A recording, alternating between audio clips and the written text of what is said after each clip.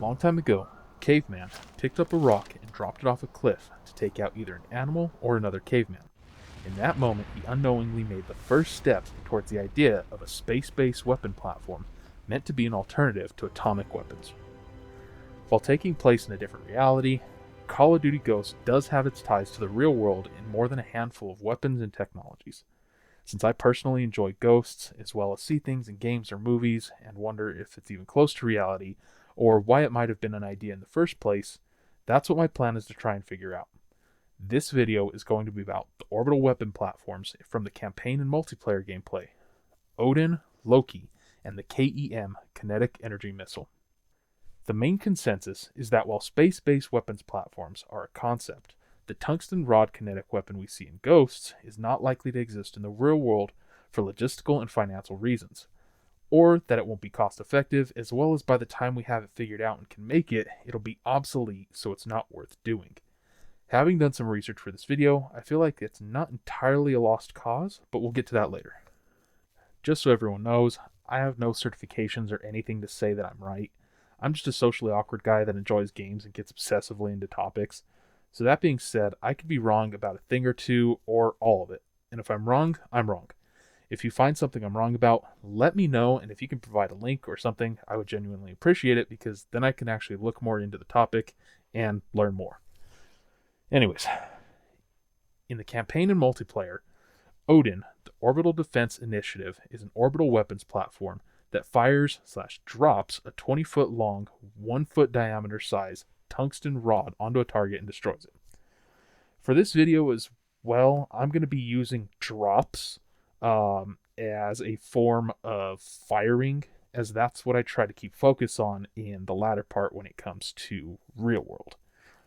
In the campaign, ODIN absolutely destroys its targets. During the first mission, the Houston radio tech reads off estimated casualties after the Federation hijacks the station and puts them at 27 million.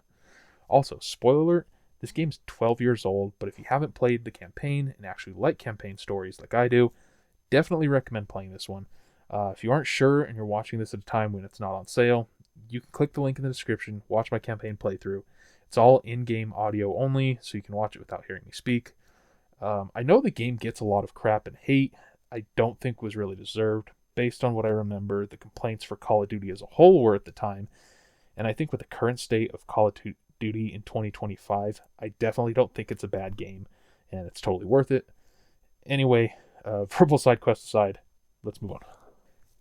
In the campaign, we only get to see ODIN and LOKI used for a short amount of time, at the beginning and at the end.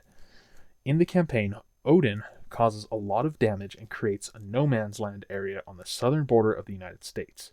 This is a single satellite able to destroy cities and borders in a relatively short amount of time, until you, the player, take it out, assuming you don't decide to just hang out in space and watch it fire unlimited ammo. After ODIN is brought down, we get to see firsthand how destructive ODIN is, and in the first portion of the campaign, we go through various areas of the United States and see what ODIN was capable of. The weapon platform consists of two parts, the satellite that holds and drops the rods, and the space station that houses the crew and the fire control. The Rourke file mentions that ODIN uses 6.1 by 0.3 meter or 20 foot by 1 foot tungsten rods. Both the satellite and the space station have USAF, United States Air Force, marked on the outside, and the restocking spaceship has United States and Daedalus on the exterior. Dédalos. Letting us know that this is all U.S. military operation. Side note, Dédalos. Daedalus in Greek mythology is an inventor and architect and artist. He's also the father of Icarus. Icarus is the name of the task force that's sent to take control of LOKI later on in the campaign. Do with that what you will. Anyways, with the context of the story, it seems to be that the intention was for ODIN to be a deterrent, as the Federation is pushing its way up to the United States, conquering and uniting all nations in the way. By comparison, the multiplayer ODIN is not destructive at all. The streak is earned under the Support Strike package, where your score continues through death, meaning you don't have to start all over if you die. It's not an offensive streak, so you can't just throw yourself at your opponents until you reach the points you need, and then wipe the map of enemies. After reaching the correct score, you gain control of the platform and can drop additional support. A recon juggernaut with a knife and a support care packages are the physical support you can drop to any location on the map, while being able to drop smoke, flash, or EMP, as well as tag enemies to disorient them, and assisting your teammates in the process. The LOKI platform. It doesn't say in-game what it stands for, just that it's the name given to it by the US military. So other than Loki being not Odin in Norse mythology, my best guess is that it could stand for Low Orbit Kinetic Weapon. But it's just a guess. In the campaign mission End of the Line, the player sees to it that Loki is a series of 23, not 24 satellites. It also consists of one space station and a ground array to direct rods onto targets on Earth. Under control of Federation, it is the result of reverse engineering of the Odin platform dropped in the first mission. We also get to see the crash site in the mission No Man's Land. In the Rourke file, it describes the rods as smaller, being allowed to use closer to friendlies without fear of danger close. And the mission End of the Line, they are described as being smaller, but a lot more. We don't get the exact size of the rods, just that they don't exceed the size of Odin's rods. There isn't a lot to show the destruction that the platform is capable of in the game, as we don't see it until the end. Where we do see it, it's able to take down a US aircraft carrier in a single hit. And again when we turn it on the Federation and use it to destroy tanks and enemies out in the open, a train, and some Federation ships pre-credits. The destruction comparison seems to be similar to the 9mm Vis-45 debate, with my end opinion being I don't want to get hit by either. In the campaign, however, due to only ever having one Odin and 23 Loki satellites, the destruction that can be done by all Loki satellites globally definitely passes up that of a single Odin. In multiplayer, the Loki satellite is an assault strike package that if you die, they reset. So it's harder to get, but you get an offensive reward. Dropping an assault juggernaut with a minigun and assault strike care packages on the map, as well as being able to drop large tungsten rods and small but faster loading tungsten rods onto enemies. By comparison, multiplayer Loki is not as destructive as the campaign Loki. The large rods, while bigger than the small rods, are not city destroying, and by my best guess, they're not even city block destroying, which for multiplayer is understandable. You don't want a weapon that is moderately easy to earn, which is 15 uninterrupted kills, that you could just use and wipe the enemy off the map and call it a win. That's what the next one is for. The KEM. The Kinetic Energy Missile is only in the multiplayer gameplay and is a 25 kill without dying score streak. It is this Call of Duty's equivalent to the Nuke or Moab. It is a map-changing strike that destroys the opposing team, as well as actually changes the map to a destroyed version of itself, depending on which map is being played. This is probably the closest to the campaign version of Odin and Loki strikes. There's not much else to it, as we don't get to see what drops it, or if it's fired or launched out of something else. I would guess to say that it's an orbital strike, since that's the big in-your-face weapon of the story. But the end result is what I would expect a rod to do. That covers what we see and use in-game. Now, back to the caveman and reality. The most basic idea of gravity kinetic weapons is get something heavy, get it high enough, and drop it onto whatever you want to. When comparing to what's in real life, I wanted to stay close to the following properties. 1. It needs to be kinetic only, no explosives or chemicals, so no gravity drop bombs from any aircraft like the Moab or Little Boy. 2. It can't be launched, it needs to be dropped. Gravity has to be the main force behind getting it to the ground.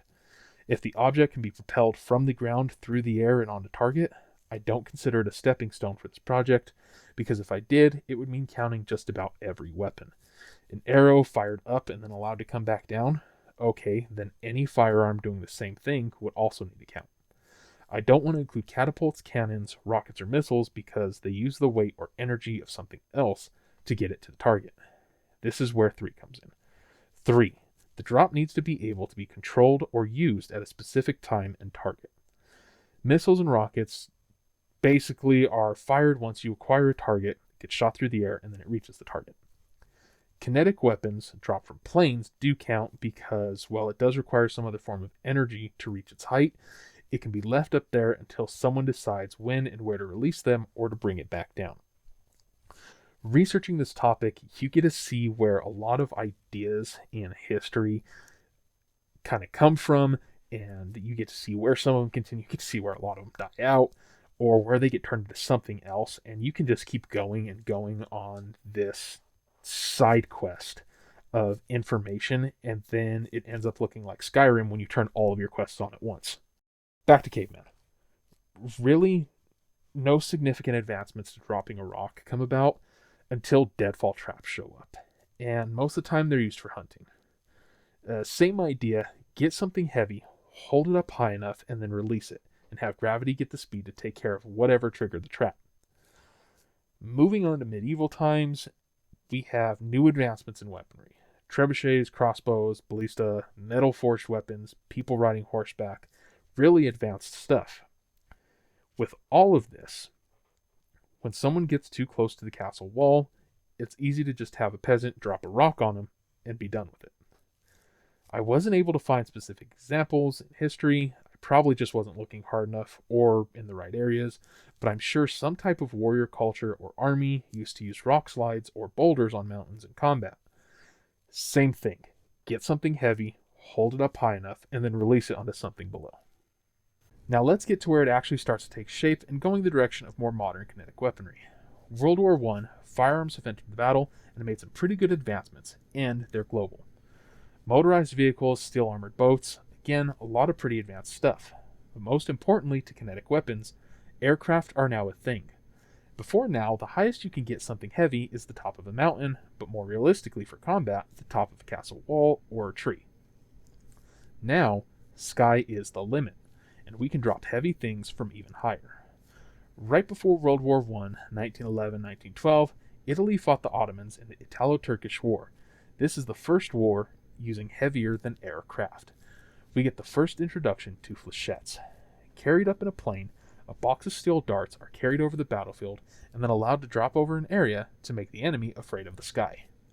In World War I, the French really jump on this weapon using it against the Germans. That is, until the Germans get a hold of some and play the reverse Uno card and start dropping them on the French. Dropping flechettes and in turn dropping soldiers and morale, they add insult to injury by adding to the darts, French invention, German fabrication. Don't know about you, but it would definitely suck to start getting hit by stuff that has your team's name on it, and it's coming from the enemy. Pointed on one end and stabilizing fins on the other, these were typically around 5 inches long and about ½ inch thick, falling out of the sky by the hundreds onto the battlefield and even cities below. This is where the saying, raining death, is thought to come from, as there is no warning that these are coming down, and you don't know until they start hitting things. And when they start hitting things, they can do some damage, capable of penetrating steel helmets, logs used in trenches, and even horses, causing serious wounds. Which is kind of crazy that horses were a way to measure how dangerous these things could be. However, they were more a weapon that is available than they were effective, and believed to be more psychologically effective than anything. It was a drop a bunch of small heavy pointy things over the battlefield and cities, and hopefully we get enough damage done. Once technology advanced enough and machine guns could be timed to fire between the propellers of planes, and explosive bombs started showing up in a form that could be carried in plane, flechettes became obsolete and were not used anymore. Until they were later. Now it's later. In the Vietnam, Korean, and Cold War era, this is where a lot of weapons development gets wild, and it's probably my favorite time in history to look at weapons. Great advancements have come about with jet aircraft, large aircraft carriers, more advanced tanks, nuclear weapons, napalm, chemical weapons, all kinds of crazy stuff. And with all that, someone got the idea to get something heavy, hold it up high enough, and then release it onto something below. Yellow dog bombs, red dot bombs, lazy dogs are a new heavy thing. These are the result of the US Navy deciding it had way too much 50 caliber BMG ammo, and decided to see if it could make ammo into its own anti-personnel weapon. Using the brass casing and the bullet, a handful of different shapes were origamied into little bombs. Several versions seemed to be promising and would advance into using the steel core from the bullet as the main component, until a cast projectile all on its own came about, and then finally would be lathe turned. There were a handful that came out of the project, but the 2B shape was the most common. The Lazy Dog 2B shape measured about 1.75 inches long and ½ inch thick, with tail fins mounted on the back. They found their use in the jungle conflicts at the time. The weight allowed for them to drop through the canopy of the trees and contact targets hiding underneath, and would even damage simple wooden structures.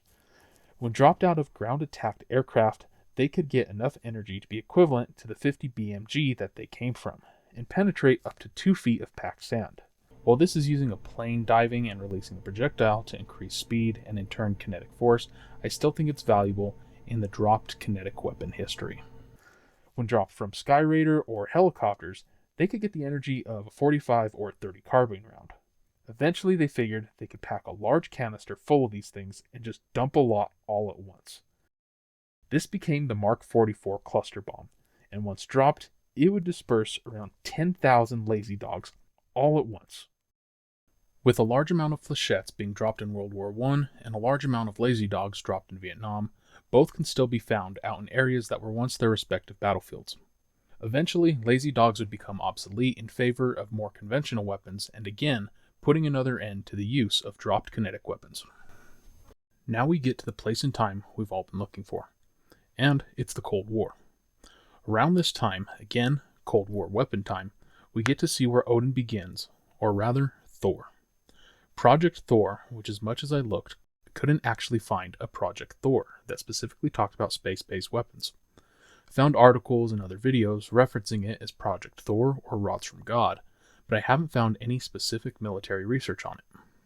In one paper, Space-Based Weapons by Captain David C. Hardesty of the U.S. Navy, in the section regarding hypervelocity rod bundles, it states, as far as can be known from unclassified sources, hypervelocity rod bundles are similar to other proposed kinetic energy weapons designed for use against terrestrial targets.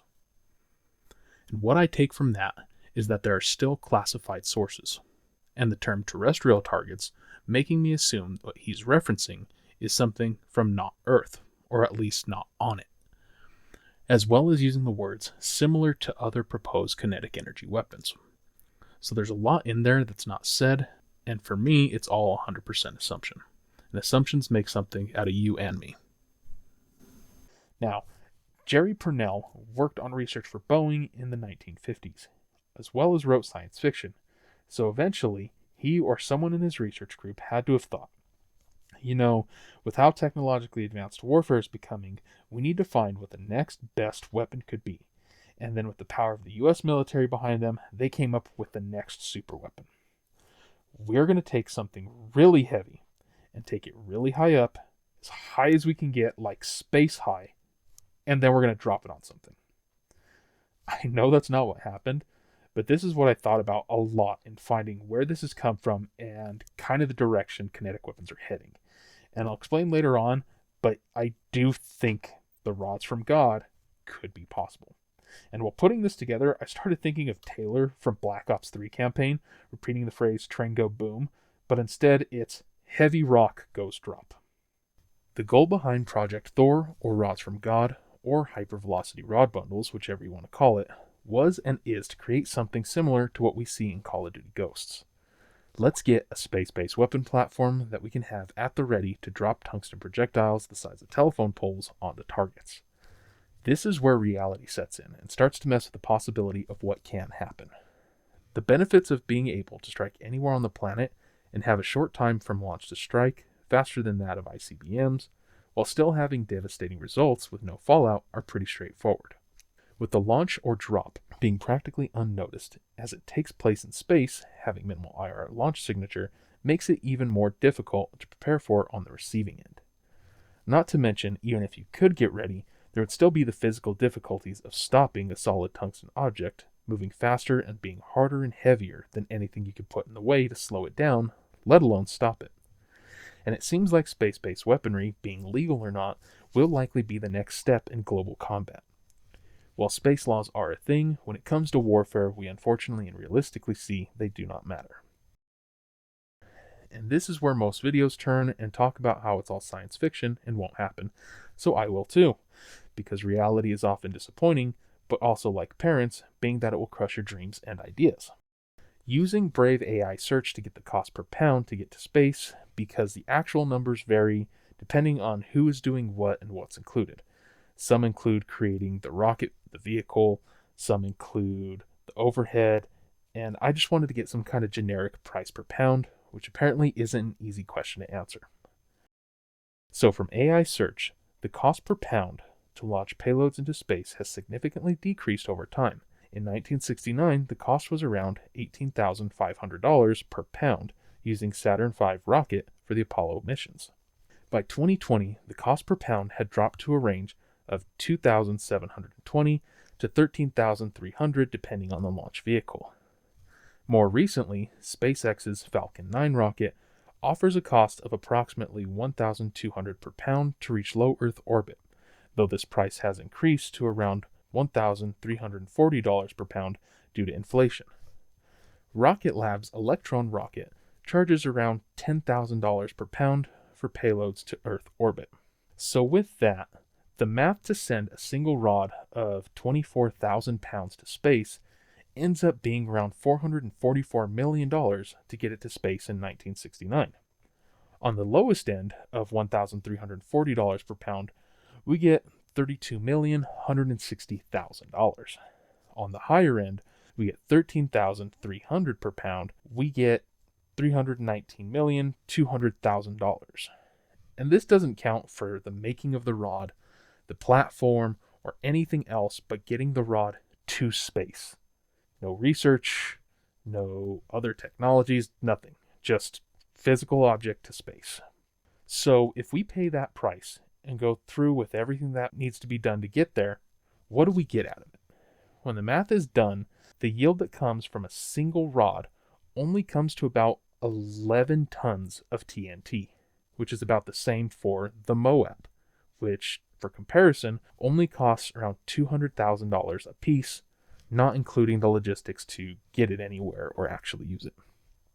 So we are quite a ways from Little Boy, dropped on Hiroshima, which is 15 kilotons.